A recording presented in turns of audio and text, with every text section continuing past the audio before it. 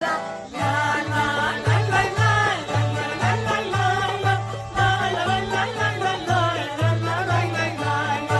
μουσικό παραμύθι για το ουράνιο τόξο χάρισαν σε μικρούς και μεγάλους η Μαρίζα Κοχ και οι συνεργάτες της Τζένι Ντούρου, Μαρία Καπύρη, Χρήστος Κουμούσης, Θωμάς και Ραφαήλ Μελετέα και Βαγγέλης Ξηθάλης. Του Κεμάλ, ενός νεαρού πρίγκιπα της Ανατολής, απόγονου του Σεβάχ του Θαλασσινού, που νόμιζε ότι μπορεί να αλλάξει τον κόσμο.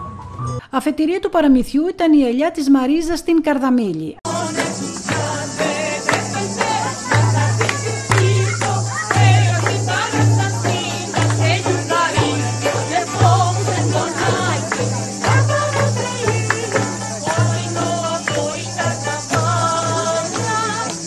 Από εκεί με μουσικές και τραγούδια κατέληξαν στην αυλή της Γεωργίτσας, όπου τραγούδησαν αγαπημένα τραγούδια.